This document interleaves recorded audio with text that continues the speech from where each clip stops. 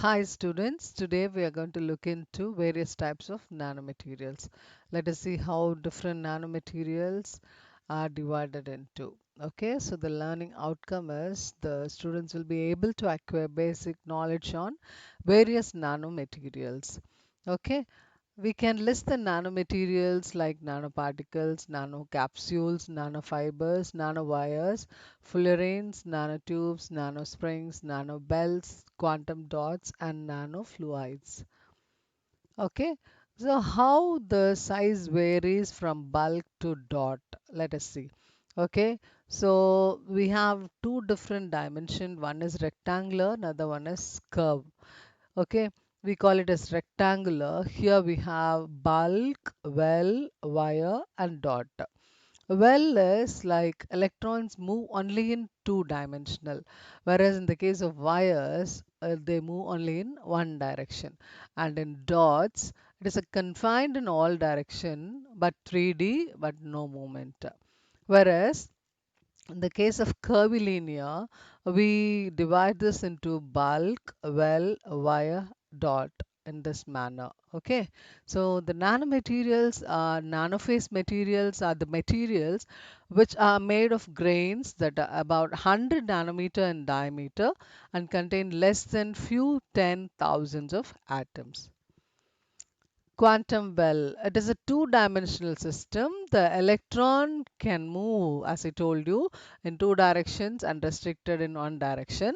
Whereas in quantum wires, it is one-dimensional system. The electron can move only in one direction, but restricted in two directions. Whereas in quantum dot, it is a zero-dimensional system, and the electron movement was restricted in entire three dimensions.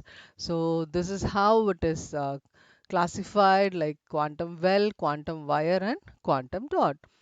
Why do we call as quantum? Because the electronic property is quantized. Quanta means how much it is going to be. The spatial distance is very, very small, and since the electronic property is quantized, we refer by the term quanta. First of all, what is quantum wires? So these quantum wires are ultra fine wires or linear arrays of nanodots formed by self-assembly. They are made from a wide range of materials such as semiconductors like silicon, gallium nitride, and indium phosphide. Nanowires, they have very much potential applications in high density data storage, either as magnetic read heads or as pattern storage media, and in electronic and optoelectronic nanodevices for metallic interconnects of quantum devices and nano devices. Nanowires can also be prepared by chemical vapor deposition and electroplating. And these nanowires, they have two dimensions are reduced and one dimension remains large, even though the electrical resistivity is measured by the term R is equal to rho into L by A, but that is not valid for quantum wires, where resistivity rho and L is length and A is cross-sectional area of the wire. We need two dimensions to calculate the area of conducting material, but it is not present in quantum wire.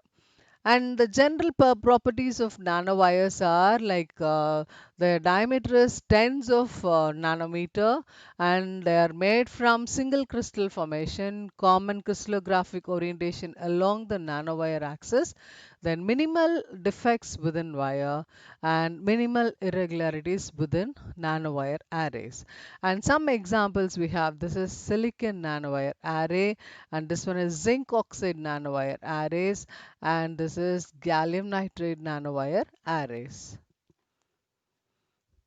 Magnetic nanowires, examples cobalt, gold, copper, cobalt copper nanowire arrays, important for storage device applications, and electrochemical deposition is a fabrication technique, and they have less than 200 nanometer diameter nanowire arrays.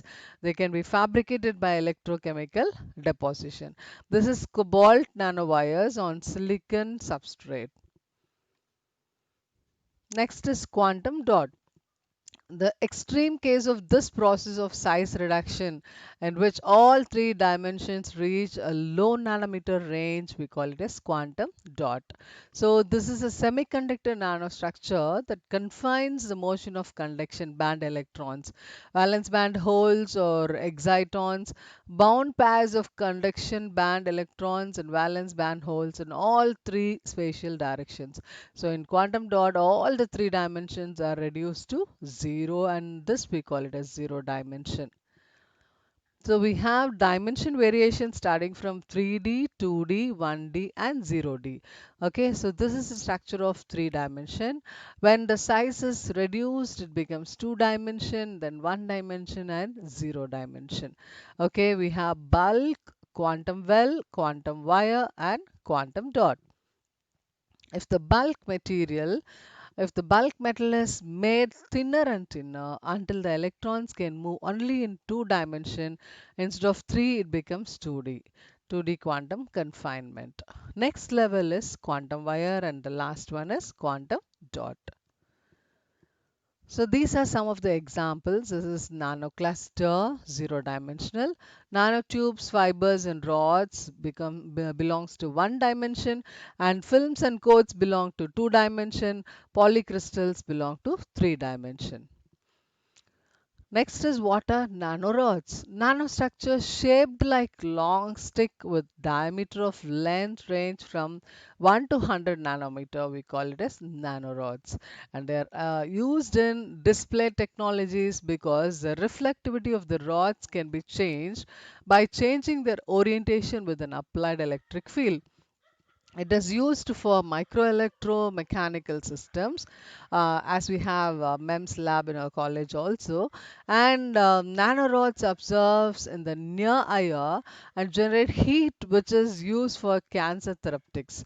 So nanorods selectively taken up by tumor cells are locally heated, destroying only the cancerous tissue while leaving the healthy cells intact. So they'll be specific in nature. They can destroy only the cancerous tissues. Next is nanoclusters. These are used in manufacture of complex nanometer sized structures like quantum dots, magnetic domain structures. With large clusters, one can alternatively grow nanocrystalline films, and with small clusters, thin films are grown. And irradiation with high energy cluster ions is used in the manufacture of high standard thin films for shallow implantation of cluster materials and surface cleaning. The high energy density associated with cluster ion impacts are ideal for smoothing surfaces. The nanoclusters may be useful for the electronic devices, for data storage, or for fostering chemical reactions. And next comes carbon nanotubes. We have actually, if the graphene sheet is folded in different directions, when it is folded we get different types of nanotubes, like we have armed chair, zigzag, etc. And based on how we are going to fold, we have single walled nanotube, armed chair this is, and this one is zigzag. This is arranged in zigzag manner, and the last one is chiral.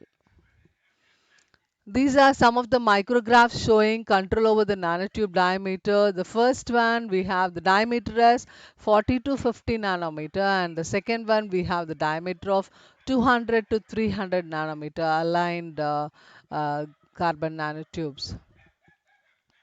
And this film shows the micrographs showing the straightness of multi-walled carbon nanotubes via PCVD, chemical vapor deposition. And the next one is nanowires. So the nanowire has a diameter of order of nanometer. Nanowires exhibit aspect ratio, length to width ratio. This is like maybe fibers, okay, what we have like nylon fiber. So length to width ratio of 1000 or more. As such, they are often referred to as one-dimensional materials. And the applications are they're used in electronic, optoelectronic, nanoelectromechanical devices. They're also used as additives in advanced composites, They are used in metallic interconnects, in nanoscale quantum devices as field emitters. They are used as the leads for biomolecular nanosensors and to link tiny components into extremely small circuits. And so I guess that the learning outcome is achieved, which is to acquire basic knowledge on various nanomaterials, and the learning outcome is achieved. So, thank you.